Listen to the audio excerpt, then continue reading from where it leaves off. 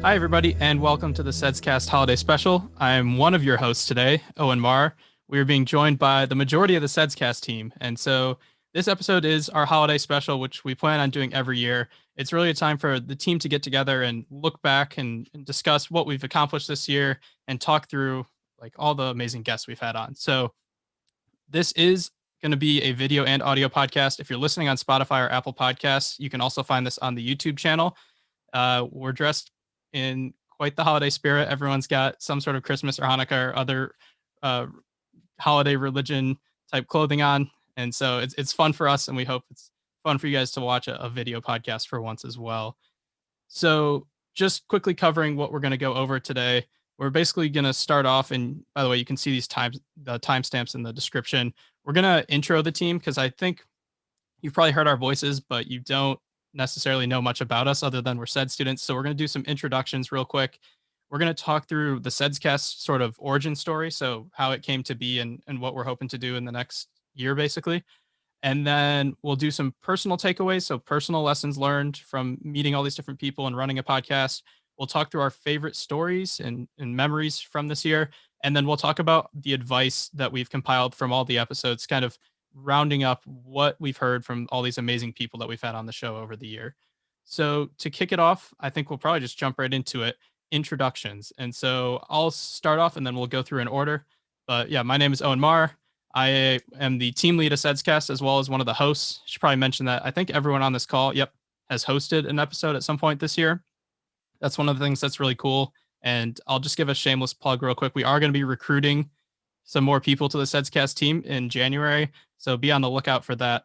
But that is one of the things we try and do is make sure that everyone has the opportunity to host some episodes and talk to our amazing guests.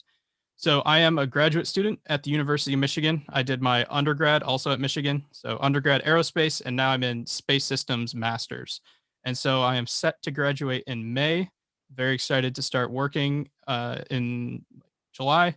And then, I'll be in industry, which will definitely be interesting. But I've had a great time. I've been involved with SEDS for 3 or 4 years now at the chapter level, and now, also involved with SEDS USA. And the last question we had written down was, why are you passionate about space and why did you join the team? So passion for space. I've always been very interested in it. I like speed, so I also like cars. I like anything that goes fast, but I really think space is one of the key ways we can advance as a society in this century. I think it's finally a space where we can actually have a lot of commercial activity and be exploring. So I'm just very excited to see the explosion of space in society, and hopefully we can do a lot of cool stuff in our lifetime. Why did I join the team? I was very bored back in March. I had a lot of time on my hands for some reason, something called COVID. And so I was one of the people that helped found it so that we could meet interesting people and give students access to all these leaders in space industry so they could come tell stories and give advice to students. All right. With that, I think I will wrap it up. And I believe, who's up next? Is it Riley or Chad? Chad? I'm up next. Yeah. All right. Let's do it. Hi, everybody. Nice to meet you guys face to face, kind of. I'm Chad Cerruti. I'm one of the co-hosts on the show, as Owen mentioned, and I'm also in charge of all the social media and making all the graphics and stuff that you guys see on Twitter, Instagram, and LinkedIn. As for myself, I'm a junior at the University of Michigan, and I'm studying aerospace engineering, interested in business and computer science and stuff, but majoring in aerospace engineering. And as for why I'm interested in space, so I grew up in Florida, only a couple hours away from Kennedy Space Center and all the shuttle launches. So I just grew up around that. My mom was a reporter and she reported on a couple of the launches too. It was always just something that was really interesting to me. And actually growing up down here, I could experience it for myself. And like, what little kid doesn't like space? But I was able to actually go and continue on and realize I can make that into a career and actually work on that full time once I start. So it just kind of made sense for me at that point. And as for why I joined the team, I was on a 10-hour car ride listening to a bunch of podcasts. And when I was listening through them, I'm like, yeah, this seems kind of interesting. Like maybe I want to do that. Maybe I want to start my own podcast or do something. And then I looked around, I was part of SEDS, and I realized that SEDS at Michigan had already started a podcast.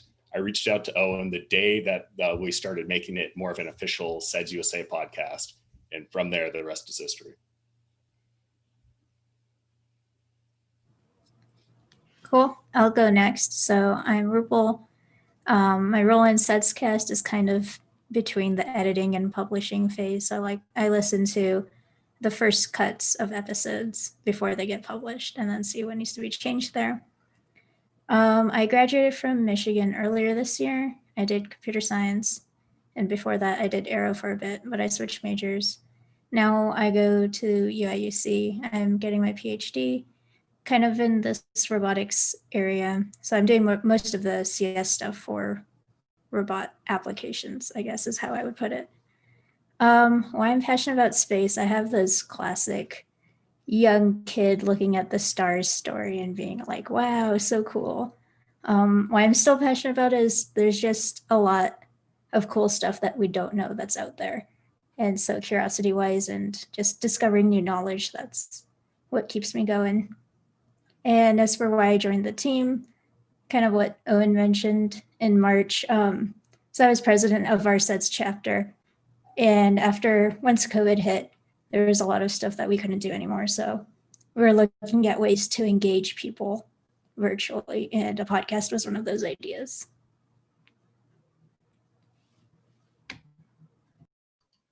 Okay, I can go next. My name is Sahil.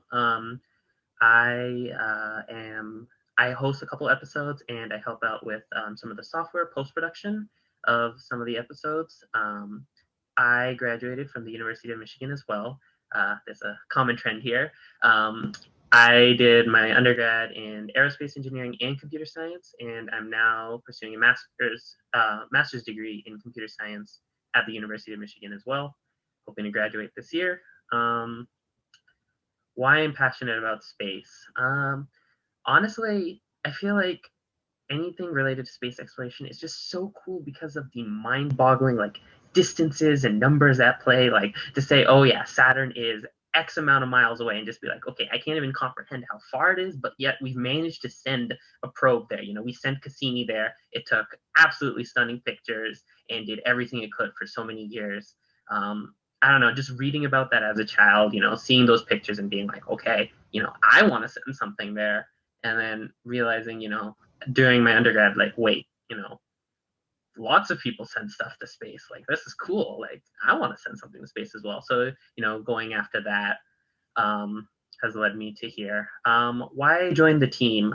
I don't know. Like, I joined the team later than some of the people who spoke before me. I joined closer to August, and I saw that, you know, there were so many interesting people that the podcast was bringing in that came from different backgrounds. Not all of them were just strictly like aerospace engineers talking about aerospace and space.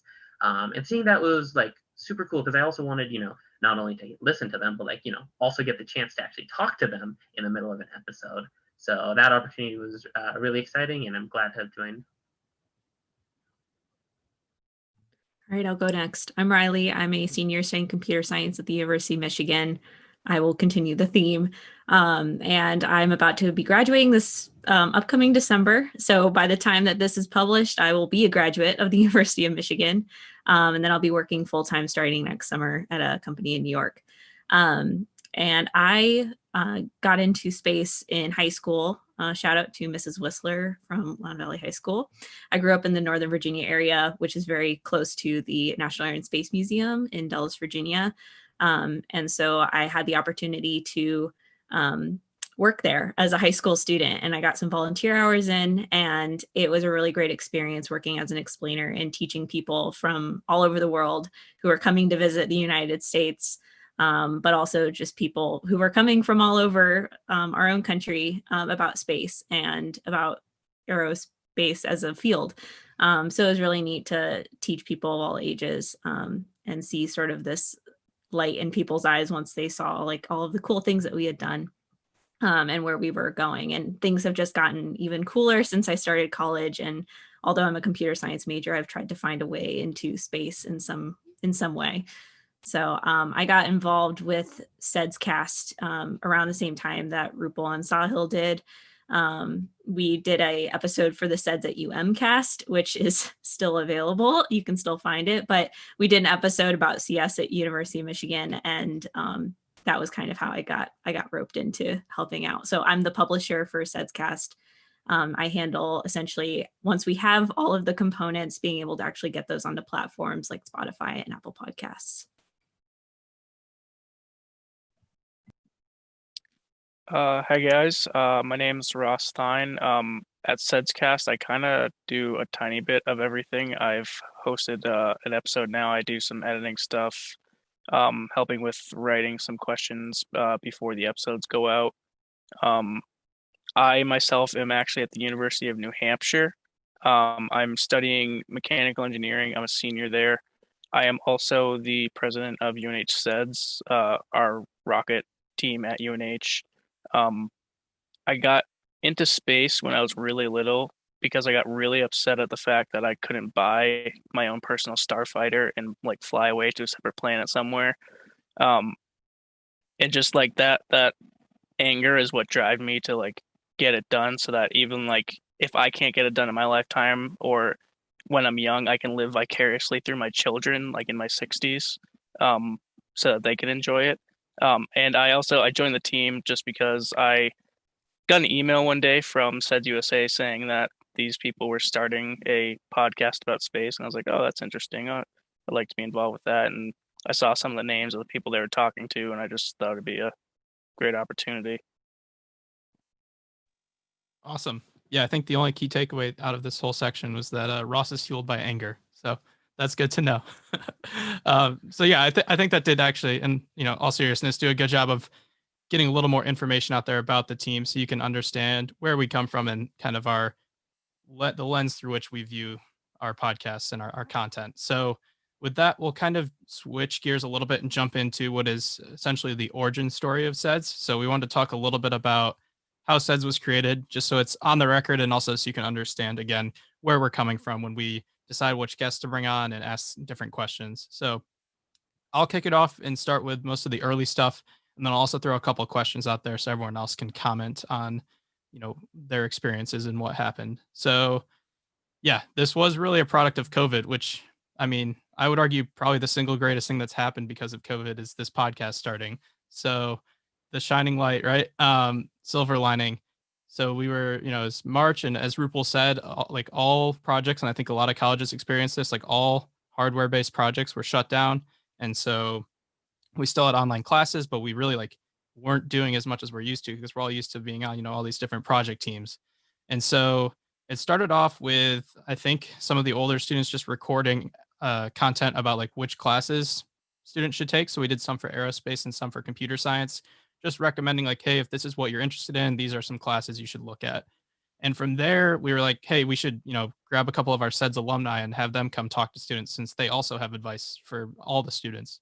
And so we did that, and people seemed to really like the two guests we brought in. It was not even necessarily, well, it was one space person. It was someone who's the CEO of a drone company, so drone software, and then Tess Hatch, who is in the venture capital side of space, but has a space background. And so those are the first two episodes we did for SEDS at UM. And then from there, I was like, man, like, I wonder if SEDS USA has anything like this. So I reached out to George and Obi, who I had met, the previous summer at a conference, and said, hey, does SEDS USA have a podcast? And they said, no, but if that's something you guys are interested in doing, we're happy to support it. And they were both, on the SEDS board of directors at the time. So they talked to SEDS USA. Everyone kind of agreed that, yeah, this would be something good, where essentially this team here is the one that makes it, and then SEDS USA helps us publish it. And so, they essentially advertise it for us. And it is, I know we're mostly Michigan students here now, but we are looking to bring in some more people so that it is truly like a national SEDS thing.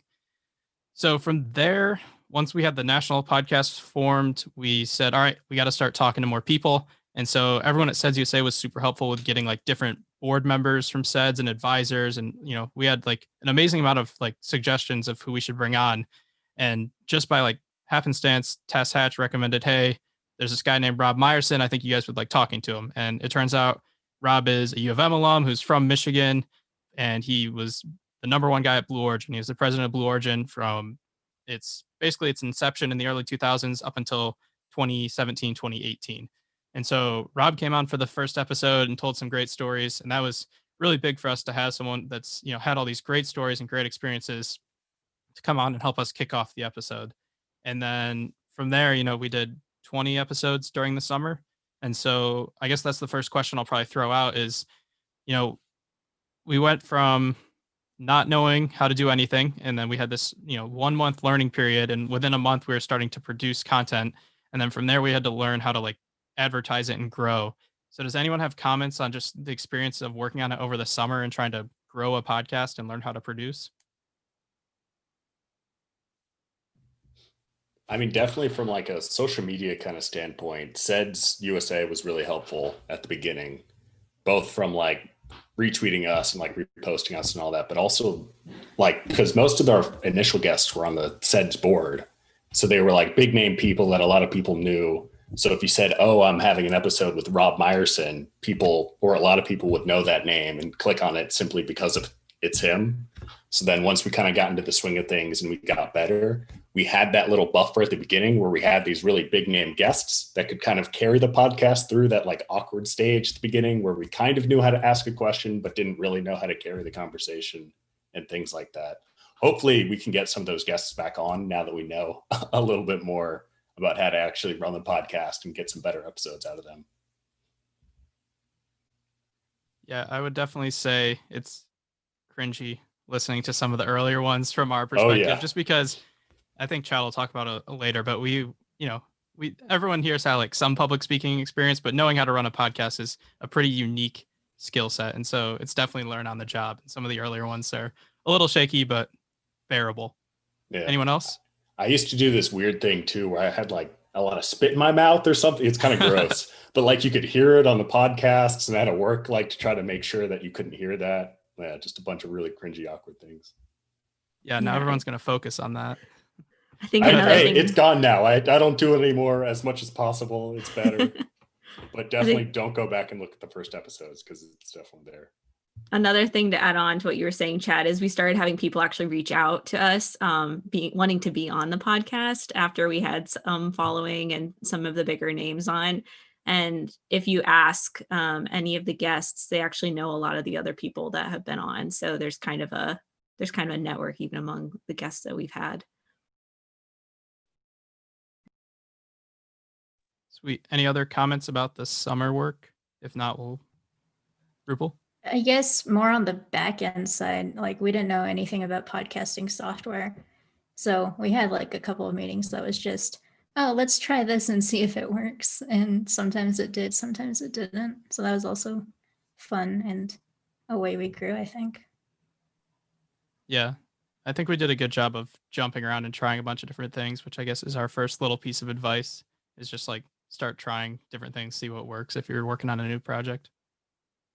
Yeah, like that first episode after we got Zencastr, where you just hear like the instant jump in audio quality between episodes was really nice. Yeah, SEDS at UMcast was sort of that. It was sort of that training ground for us before we hopped on to using SEDScast for the USA podcast. So I think just practicing and making some that maybe aren't the best sound quality, trying different tools, like you said, is really helpful because you learn a lot from it. Yeah, I actually just remembered now that you said that the CS classes podcast that you mentioned we did for UM earlier, that was the first time we used Zencastr. Yeah, it was definitely you guys that like mentioned it to us. And I remember like I looked at it and thought it was confusing. And then we came back to it like a week later and I was like, shit, we should have been using this the whole time. But yeah, so yeah, that was definitely a great call. All right, so that's most of what we did over the summer. We were doing 2 episodes a week. It was pretty fast paced, and we got through 20 episodes during a summer, which was crazy. And then we took a break when school started, which was probably the right move because it was very hectic trying to figure out how to do school remote when the new year started up. And then towards the start of October, I think it was, we jumped to season 2. And so there were some changes. There was some stuff that stayed the same. We went down to 1 episode a week, but it was still, we were all very busy with school. So anyone have any comments on the like season 1 versus season 2, or just like season 2 in general, what we were doing? I mean, one of the biggest things was we did that. We had like a focus group and we actually talked to some people who were listeners, not just like our own team, to get some good feedback. And the biggest thing they said was making sure the episodes weren't going like an hour and a half long. Because as great as some of our guests are, and as like they'll tell great stories and it's interesting, but an hour and a half is really daunting to like sit down and listen to. So that was definitely one of the big things. Because then you like the way the podcast works when you're trying to write an episode that lasts like half an hour to 45 minutes changes. Like you focus more on like specific questions, or you don't stay on a topic as long. That was definitely one of the good pieces of advice that we got from other people for sure. But it definitely led to some different changes. Yeah. I think we were ironically a bit lazy in doing the long episodes because it was just easy for us to kind of ask everything, whereas now we really have to think about, but it probably makes better content that we're forced to prioritize what we need to ask for sure. Yeah. One of the other changes I was going to mention is we kind of opened up and focused more on like getting a variety of non-technical people. So, and along with that, we decided like, hey, let's just have everybody host, and like people can kind of pick. And basically the way we do it now is there's a pool of people of names we have written down, and then we just go through it as a team, and people throw up like, hey, I think we should have this person on because they do this, this, and that. And we kind of just vote informally through all of them. And so I think that's a really great way we do it, because everyone's different interests kind of get expressed in the episodes that come out. And it's also great to have different people host because we all have different perspectives. So there's different questions, right? Anything else from season 2 noteworthy?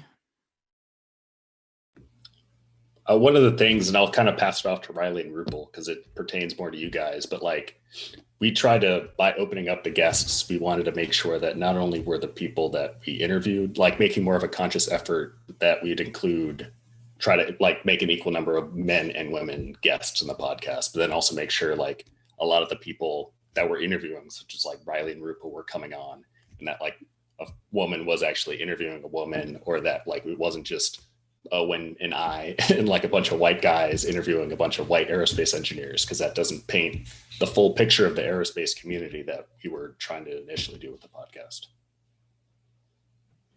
Yeah, I think a primary motivation for getting more co-hosts and rotating through us was that sort of diversification. I mean, not just identity based, but also like I think Owen kind of touched on this, like experience based. Like we're different majors and we've had different experiences, so that can also be interesting based on who the guests are.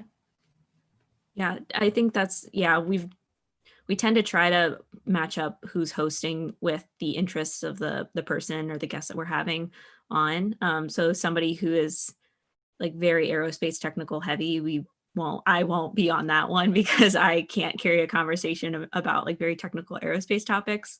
And same thing with like investment, like we might have Chad or Alex was also one of our hosts for several of those where we do more about the financial side. So we try to tailor it so that the people who are co-hosting can try to carry on conversations and have some sort of familiarity with the topics that are being talked about. I think that's definitely helped too. Yeah, and I think, we're recording this on December 5th. Probably the last thing to say about SEDScast this year. Well, not the last thing, but one of the main things is we'll have a student episode by the time people listen to this on the 21st. And so if you haven't listened to those, you can go check them out. But we're basically just bringing in, so George and Obi, who helped start SEDScast from the SEDS USA side, and then Ian Burrell, who's the new chair of SEDS USA, and we'll have a couple others coming out as well, trying to bring some students in so that they can share their advice and talk about what their role is in at SEDS. And I think that's, another good addition, since it is good to hear from industry leaders, and that's what we try and focus on, but also hearing from, student leaders and what makes them, what gives them the ability to lead, and like kind of their advice to younger students is another good thing we're adding in. And then Chad, do you want to talk, maybe give a couple hints about season 3 stuff? We're making some pretty big changes. Yeah, I mean, that, like you kind of touched on it, we want to try to focus, like as much as we love our industry guests and bringing them on, we are a student run and student focused podcast. So we're trying to make some changes, like include a couple more student episodes, or like talk to a couple different SEDS chapters, as well as we've mentioned a couple times, we're recruiting nationally from all SEDS chapters. We want to make it like a national podcast, not just a Michigan podcast for SEDS, because we only have one perspective. We want to get people from all across the country, or potentially even internationally, if that's where we end up working, because it'll just lead to a better podcast and it'll kind of connect the SEDS community in a new, interesting way. And so we have a couple ideas on social media how we're going to try to like interact with people more and kind of connect people. But we'll save that and announce that on social media soon. Yeah. Another thing I'll just tease at is the video episodes is something we're going to try doing more as well, because it's worth it. And, you know, we did one in person. I went in to Ann Arbor to interview Ruben from R2 Space, and that was the one in-person podcast we did. And like, this is fun, but doing it in person is so much better for the conversation. So that's another thing that we'll definitely be trying to incorporate as soon as we can safely move around, like doing more of the in-person podcasts as well and the video. So be on the lookout for those. All right. So with that, let's jump over to sort of the personal advice and personal lessons we've learned in creating SEDScast. As we mentioned, like we'll go through the advice that the guests have at the end, but this is more of like what we've learned in creating the podcast. And it's both about like what we've learned from the industry, but also what we've learned in terms of like creating a podcast as a product. So Riley, do you want to kick us off for this? Yeah, sure. So one thing that you might have noticed when we all introduced ourselves is we take care of different parts of the production line of SEDScast. So I handle like the very tail end of it. Rupal's a little bit before that, doing like the sort of listening, same with Ross. And then there's Owen and Ross doing sort of question ideation. So having everybody on the team being assigned a specific part of the production line for an episode is really helpful in making it more manageable, especially because we're all students. It's hard for one person to be making an episode from start to finish because there's a lot involved with that, from the hosting and scheduling to the editing and all of that. So definitely having a system and figuring out what your standards are for different things, whether that's a font or how you're going to title your episodes. You might have noticed that we actually changed one of our standards halfway through season 2 and decided that coming up with titles was way too hard for everybody. And so we just went to making it everybody's names, because that is really the best way to represent the episode, since it's about who they are. And I think that was one of those good changes, but in general, thinking that stuff through ahead of time so that you're not having to make those changes and you can be very consistent, it definitely increases the podcast's professionalism overall. So I would say that's the production advice I have gotten, or I would give, I guess, to anybody starting up a podcast as a student. The other thing would be, since becoming a co-host, something that I have learned from listening to our previous episodes, but also hosting them myself, is how important it is to think about what the audience wants to hear. It's great for us to talk about things that we personally connect with a guest on, but obviously that's not going to resonate with everybody listening to the episode. So being able to put yourself in the shoes of the audience and ask those general questions and being able to follow up on something that the guest has said is something that I think we've all probably learned from this the most. And that's probably a very general, like listening and holding a conversation kind of thing, but it is something that I've personally gotten out of it. Yeah, another thing too, kind of with that, like as much as then it's useful to know what the audience wants to hear, like I feel, at least for me personally, having hosted the episodes, I'm so much better at speaking to like put it simply, like I just understand how to organize my thoughts before I say them and like slow down my pace of speech so that I can actually say something that's coherent when I'm speaking to people. I like just kind of in life, but especially for if I have like a job interview, it's come up a couple times where somebody will catch me off guard with a question and I don't really know how to react. But like just in the podcast, when somebody says something kind of weird, or you're at a point where you don't really know how to respond, you just kind of take a second and gather yourself and think through how you're going to answer it. And it's helpful and you learn it through a podcast, but it's really applicable to a lot of other things. And that's kind of been a nice benefit that has come out of this podcast, is not only do I enjoy like speaking to all these people, but it's actually a useful skill that I've gotten from the podcast too.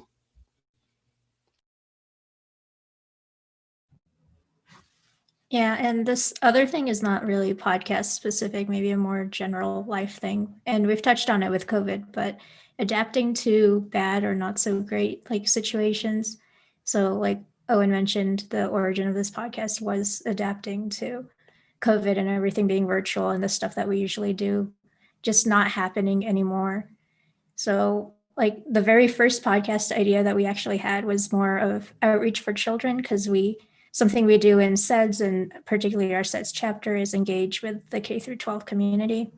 But like that didn't totally pan out. So it's like, okay, what else can we do with the podcast? Another thing we lost through going to virtual stuff was those side conversations you have with other students. It's like, what classes should I take? Or what are some other like project teams I can join? I want to work on this thing. So that's how we started recording, like at our university, more major specific things like computer science or aerospace focused. And then Owen also talked about going to the national level. So like, I guess a trend that we've seen with the podcast is like, as soon as we see another step, we took it. So just like taking these different opportunities as soon as they pop up was really important, and I think critical for this podcast to be successful the way it has been.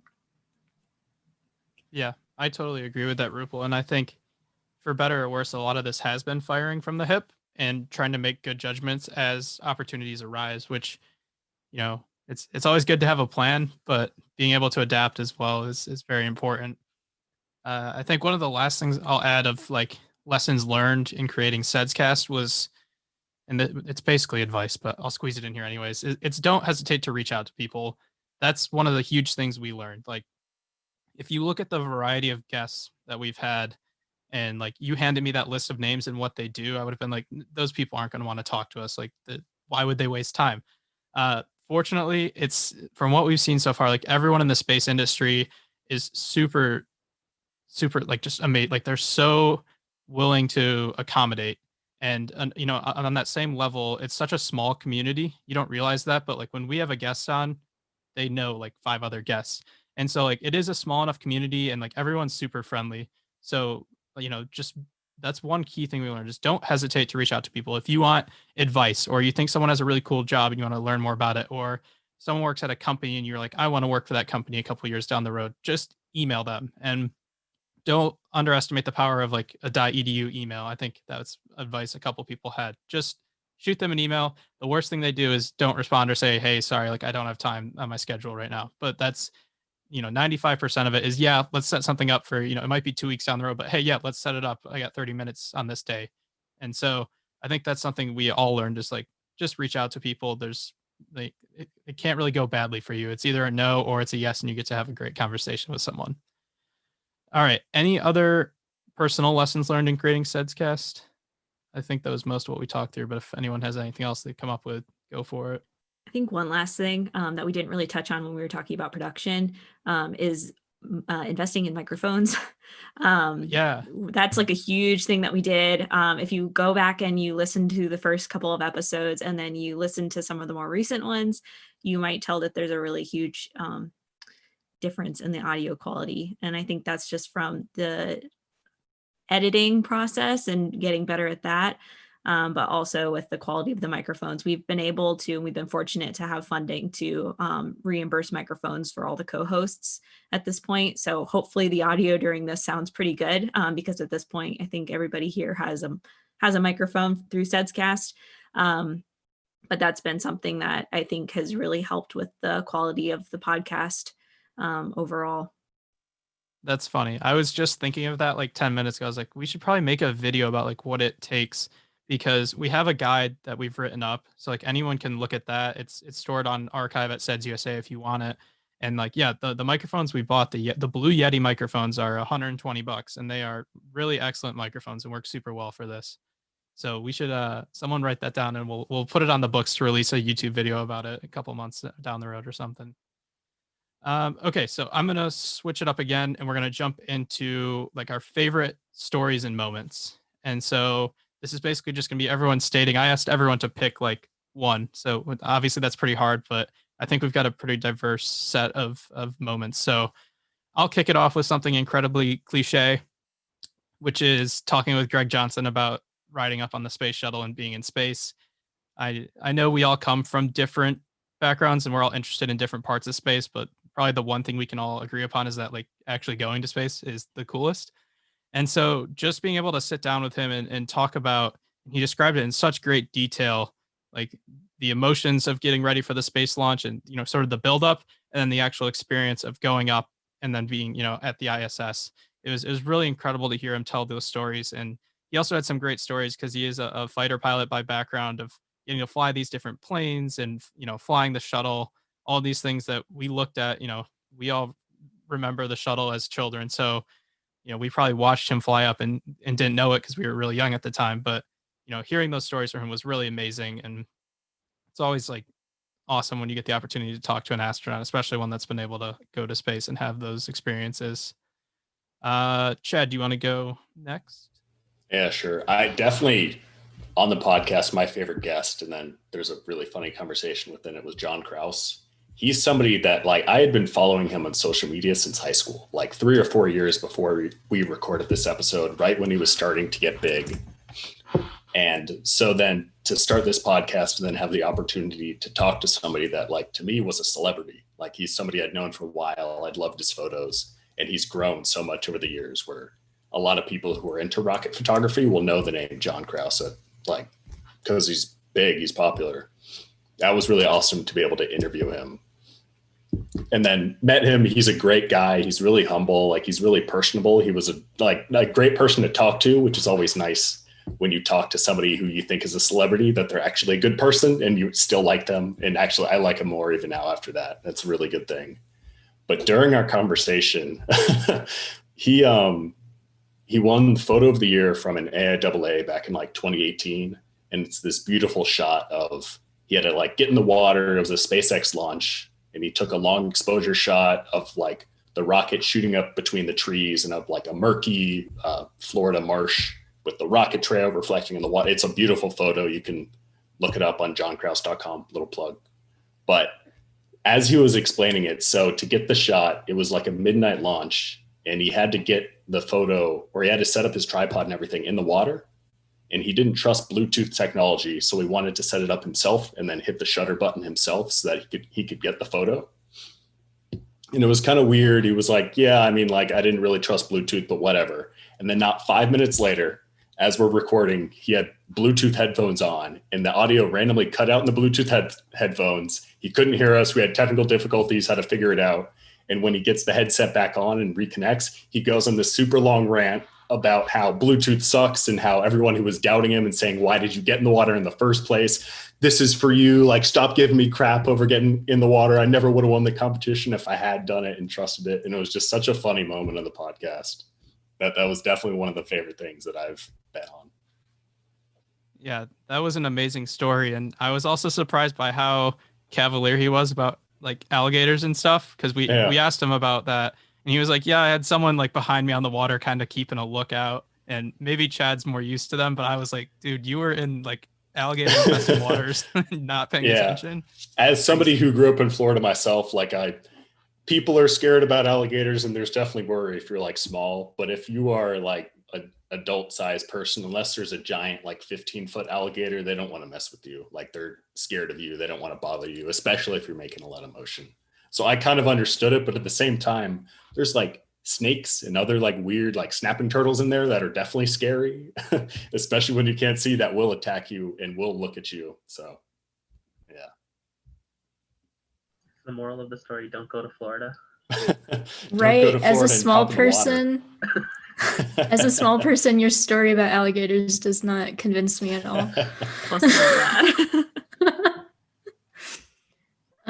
I guess my favorite or personal story moment was the first episode I co-hosted was with Kat Machin and with Riley. And we were both super hyped up for this one just because I guess we could connect to kind of similar. She comes from a video game development background, and we're both CS students and we love video games. So that was exciting. And also just her art is stunning. Definitely have to look it up if you haven't seen any of it. And this was because she's in a different like international time zone. It was a really early time for me personally. I'm not up before 9 ever. This was one of the rare times I was. But as soon as we started talking to her, I totally forgot how tired or sleepy I was. Like, my coffee hadn't hit, but it felt like it had, just because she has so much passion and energy. And it was just, when people ask me like what are some of my favorite episodes, I always recommend this one because you can just feel inspired just listening to her like philosophies on life and her life story. And then she also like, it was so easy to talk to her. Like any questions we did had, she kind of already answered them before we got to them. Like she talked about how one of her giant canvases had a tear in them. Like one of our questions was related to obstacles, and like she just wove stories in, and that story about the canvas tearing was pretty like, and it was a bad moment for her, but like it was kind of awesome to hear at the same time. Like she worked hours on this painting and there's this giant rip in it and she still fixed it and it's hanging up on a wall now and no one can tell that there's a rip. So that was super cool to hear. Yeah, that was definitely a great episode. That was my first one that I was not co-hosting, but I was actually the host for. So I was a little stressed during that one, but yeah, she made it so easy for us because yeah, she addressed pretty much everything we wanted to talk about before we even needed to ask her. And yeah, she was just, her accent too was just really fun to listen to. It made everything sound even like 10 times better.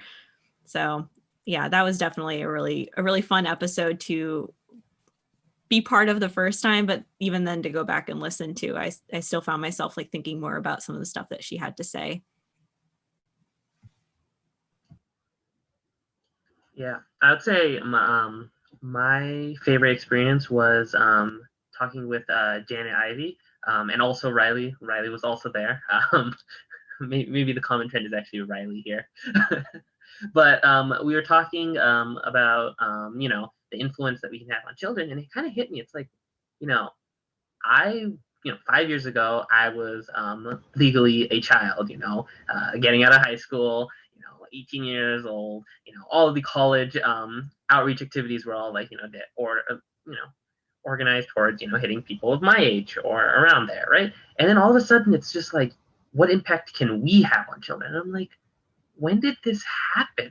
When did we shift from being the targets of outreach activities to being the people putting on outreach activities? And I look back and I'm like, oh yeah, throughout college since my freshman year, I've been participating in outreach activities towards high school students, and it kind of just hit me that there's also a lot of ways that we can have impact on children. And she gave a lot of stories about negative impacts as well as positive impacts, and it kind of, not only was it like, okay, wow, this is something we have to do, but it was also a sense of responsibility in a sense where it's the amount of impact that we can have at this age, moving on. And, obviously people who are older than us, in industry, 30, 40 year old, worth of experience, they have even more impact that they can have. It's just, it kind of felt like a heavy burden, but also like an opportunity, like something exciting, like, okay, like one small story, with someone in middle school or something can inspire them into doing space exploration and going into a field, even if maybe it's not aerospace engineering, maybe it's a computer science background towards applying towards space, maybe it's an art background, maybe it's anything at all. And just seeing that really was powerful, I would say. Yeah, I would say too, to tie those together, Janet's and Kat's, they both were talking a lot about not just children too, but just the general population of people who haven't seen the Milky Way or don't understand like conceptually even what a star actually is, not that 5-pointed thing. It was just really neat to hear both of them talking about how they do outreach to people of all different ages and how that sort of inspiration for children, like adults also feel that awe when they see the stars. And that was just a really interesting thing because we do a lot of outreach towards children, but there's also outreach that can be done for people of all ages. And so I think that it was a really fun to be a part of both of those episodes and to see kind of how they were able to connect. And I think that's a theme of SEDScast too, is a lot of them tend to connect, and we'll get to that when we talk about advice. But a lot of people have the same thing to say when it comes to like how we can make an impact in space. Yeah, I guess I can also share my favorite thing if nobody else has anything to say about Janet's episode. But so I guess the other one I was part of was Andrew Sloan's episode. And one of the questions that on a whim I decided to ask, this wasn't a planned question, was worm or meatball logo for NASA. And it ended up being a really great answer that he provided, very educated. He showed us like the NASA design handbook, which is huge, massive white book, and was by far, I think, Chad, you said it even during the episode, it was the most educated answer that we'd ever heard to that question. And I just thought that was fascinating. There's several of those in different episodes, like just sort of serendipitous questions that get asked that turn out really good. And that was one of them. And I think it was really fun just to hear his very educated answer on it. Yeah. I thought it was funny too, because not only did he like the worm because it was so structured and had literally, it was like 700 pages in this like huge white book that he had to buy online to find it. But then he ripped the meatball logo because it didn't have any of that, and it was used willy-nilly, and it didn't even use the same colors and everything, and there was no structure to it at all. Like, not only did he like the worm for a better reason, but he hated the meatball because it just had all these issues with it too. Yeah, no, it was a really, really, like, you kind of asked that and I was like, oh, that's a good question. And then he turned it into something that was like so educated and gave such a great answer too. Yeah. I was expecting a one word and then, okay, time to move on. And it ended up being the complete opposite. Like a 5-minute, like, total explanation. Yeah. Yeah. Like he acknowledged that the meatball has like the iconic value to it now. But yeah, it was fun to hear his answer. Yeah, that was one of the first episodes I hadn't been involved with at all. So I was editing it, but I didn't know like what was coming. And I was also shocked. Like, you asked that question and he just immediately snapped to like, meatball's kind of trash, worm's really good. And then he like gave a 5-minute rant with like backing up all of his points. So that was a really funny moment. Anything else we should mention about funny moments? If not, we'll hop into the advice section. One last thing, Chad's setup with the for soundproofing. No, I was hoping we were going to avoid this. I was staying quiet. There's a reason that we don't do video podcasts. No, I'm kidding. But Chad is really invested in his sound quality. And so he builds a pillow fort in his room when he goes to record. And so I think Jeff Mamber made a joke about it. A couple other guests have made a joke about it because it looks like he's like a little child in a pillow fort when he records, but it's so that he can get good sound quality. So we appreciate it, but it's funny. Good sound quality. My roommates are kind of noisy too. So if I'll take my comforter and like put it over my head, and I have a couple blankets that I'll put to the side and sit on the floor because it'll muffle out some of like my roommates like eating a bowl of cereal or whatever. So we don't want to edit all that out. You know, I'm doing it for your sake. It's not for my sake. I'm doing it so that you don't have to edit anything and make it like give you a hard time and do all that. Maybe if we get enough views on this one, we'll all convince Chad to post a picture of that one. Oh no. Yeah, I think I have one somewhere. And, you know, one of the things that we haven't gotten to do because of COVID is use our studio yet, but it is worth mentioning that we do have like a pretty nice studio set up within the Bliss lab. And so we're very excited. We have like, you know, soundproofed walls. It's actually, the lab itself is a mock-up of like a lunar habitat. And so it's like, it's a really cool room. And we're looking forward to be doing like group podcasts in there once we're all able to come back to school. And then also still people calling remote with their other mics and stuff. But maybe at that point, Chad won't have to live under a blanket. We'll see. I hope not. If I have to bring a blanket with me to the lab just to get good sound quality, there's an issue. We need to do something else. Yeah, just to explain real quick too, Bliss is one of the project teams at Michigan that works under the SEDS chapter that we have. So just to explain that for anybody who's not familiar with Bliss. Yeah, it's an awesome lab. All right, so let's jump into advice then. And I should explain how we did this. So we took the time to go back and listen through all 31 episodes from industry guests that have been released so far. And we wrote down all the advice, and then we went through it as a team and pulled out, you know, what's, you know, in our eyes, the most important or what gets repeated a lot and is worth saying. And so we went through, and I think we pulled about 10 out. So we're all going to go through and read a couple that we thought were really good. And so I'll kick it off. There's going to be some direct quotes and some just like general words that we've, you know, paraphrased. So first one here was like, what a great time it is to enter space. And so I think episode 31 with Steve Isakowitz, he talks about he's jealous and he wishes he could be in our shoes right now. And that seems ridiculous, but it's because he knows what an exciting time we're coming into the industry at. And he, you know, I think I noticed it with a lot of our guests that are, you know, in their 50s is they felt kind of disenfranchised because there was this buildup of Apollo when they were children. And then as they grew older, space kind of faded off. And so you can see it in their eyes, like how excited they are that like the past 5 years, space has really been like pushing up. And, you look at where like all these private companies are now compared to the 2000s where there wasn't a lot going on. It's very exciting. And so I think that's one thing to probably keep in mind is just you are coming in and, obviously COVID is a big deal. And like, I'm sure it's like difficult to find some of the opportunities now, but in general, like space sector is booming. It's a very exciting time to come in. And so we should definitely keep that in mind. And, we're very lucky to be coming in at the time we are. So I thought that was one cool piece. Riley, you want to throw one up? Yeah, sure. So the other thing that a lot of people had to say or to speak on was that it is a very exciting time for space, but it's also not just an exciting time for space engineers. It's an exciting time for everybody involved in space, just humanity in general, but also no matter what field you're in, whether it's art or photography, as we've seen, or like finances and all of that. Like I can't even list them all off. Any field can pretty much be applied to space because essentially, as you see, we're trying to go potentially live in space more permanently. So being able to recreate kind of culture on Earth and in space is going to be a whole new thing in the future too. So yeah, space isn't just for engineers. It's not just for scientists. It's for everybody, and it's for people of all ages, all backgrounds.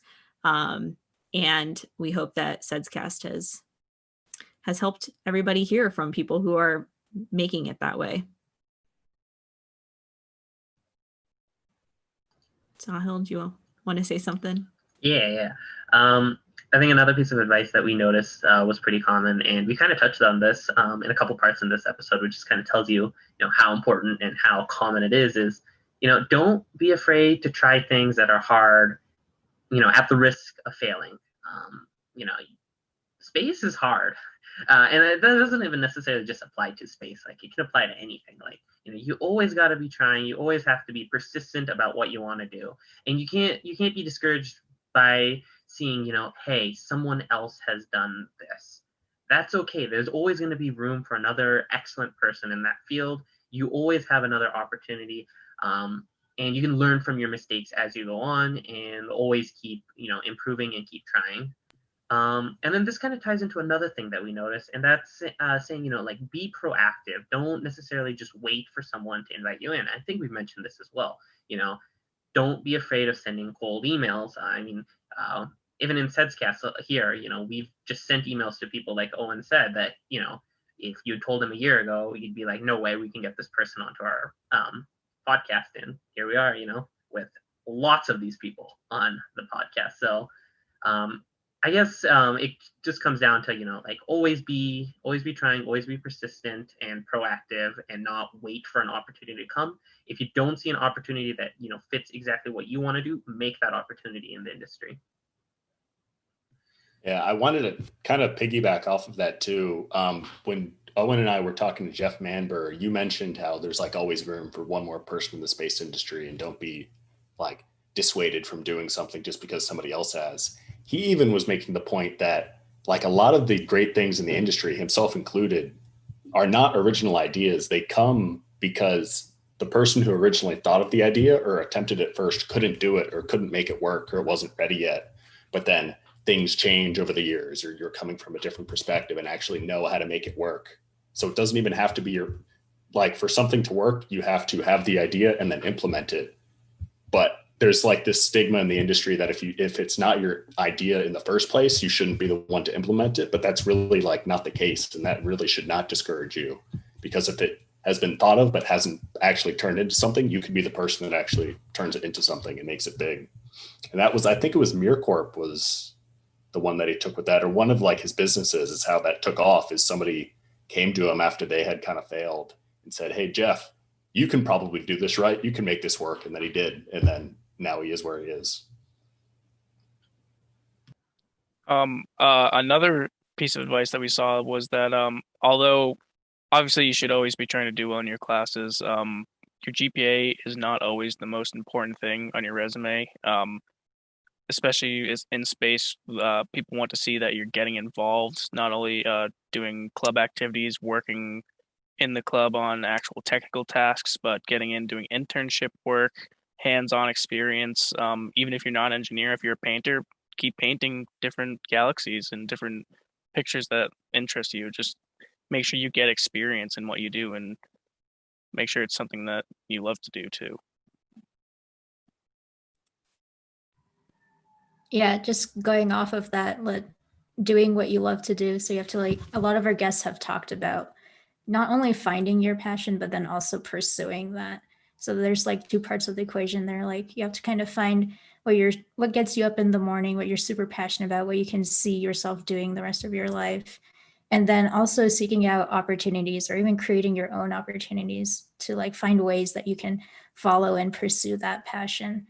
And I guess we talked earlier about the Catherine Machen episode. That's something that she really stressed on, as well as some of our other guests. I think Diamandis also talks about it a lot, is doing what you love. Yeah, and then just to piggyback off of that, once you find what you love, it shouldn't have to be a give and take necessarily with life and work. So a couple of people that we had on mentioned work-life balance.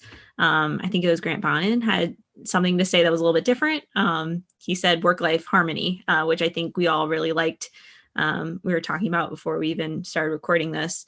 It's just it's a nicer way of saying you don't need to give one up for the other, but having them work together and not necessarily compete for space in your life is important. And if you're doing what you love, it is going to feel like part of your life. So I don't know if I articulated that in the best way or the most graceful way.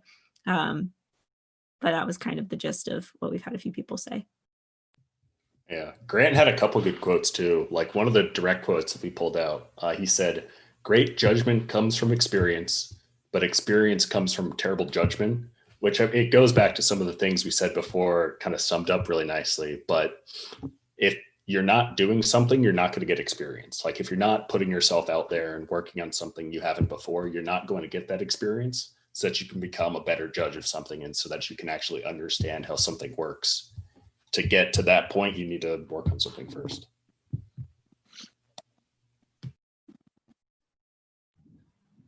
Yeah, and another direct quote that kind of speaks to the passion side of things is Diamandis said, "It's not what NASA says, it's not what Elon says, it's not what I say, it's what you dream of." So there's a lot of people out there that are established companies that have their own visions and dreams that they put out that you see in news articles. But that doesn't necessarily mean that that's going to be what you're doing in the future, what you're passionate and excited about. So keeping in mind what you personally want to do is also really important. Yeah, and then Michael Sheets said, "Consistently put yourself in a room where you're not the smartest person in the room and humbling yourself so you can learn from those people." So just making sure that, well, maybe you're not letting Elon or NASA dictate the way that you live your life, that you're learning from the people who are in those organizations and who are people you look up to and some of your role models, so that you can make sure that you're not making the same mistakes they did. You're getting advice from them, you're learning, you're kind of trying to pursue the path that you can by listening to people around you and then going and making sure that what people are telling you to do is actually what you want to do and then pursuing what you want to do. Very nice. Yeah, one of the last quotes we pulled out was from William Coogan, who works at Firefly, and his quote was, "When people tell you can't do something, ask why not and see if they have a reasonable answer." And we thought this nicely summed up SEDScast and also just an attitude to have when you're working on stuff you're passionate about, right? So he's saying, a lot of people might tell you no, and it might not even be people saying, it might be yourself saying, no, there's no way I could do that. But really sit down and ask yourself, why can't I do that? What's stopping me? Is there a reason I can't do this? Why can't I just go for it? And so we thought that was a really nice one to close on, because a lot of SEDScast has been about just doing stuff because we're passionate about space. Let's do a space podcast. Why not?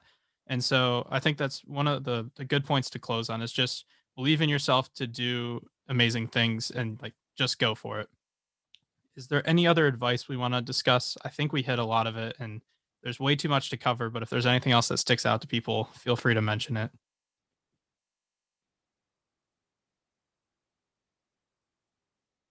Okay.